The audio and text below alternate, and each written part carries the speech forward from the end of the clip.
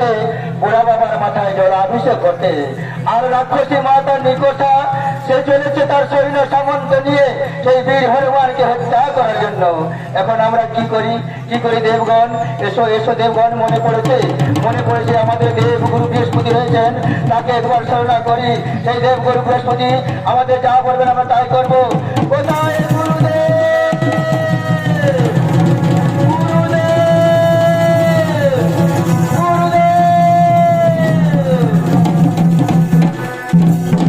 একই দেবগণ, কেন কেন অসময় আমায় করিলেন স্মরণ?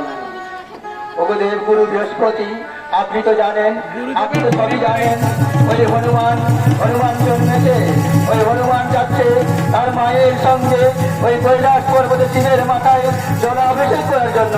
তাই নিকোষা তার সৈন্য সামন্ত নিয়ে সেই হনুমানকে বধ করতে চলেছে। আর মনে রাখুন গুরুদেব, ওই হনুমান যদি মরে যায় তাহলে রাবণ বেঁচে যাবে, আর রাবণ যদি বেঁচে থাকে তাহলে আমাদের স্বর্গের কোনো ঠাঁই হবে না। আপনি বলুন গুরুদেব, এখন আমরা কি করি?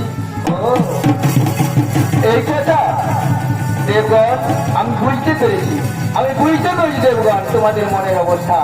শোনো দেবগণ, ওই নিকোষা তো দূরের কথা, পৃথিবীর যত শক্তি থাকলেও ওই হনুমানকে মারতে পারবে না। কারণ হনুমান যে শিবের এক অংশ, তাই সে হনুমানকে মারা সম্ভব।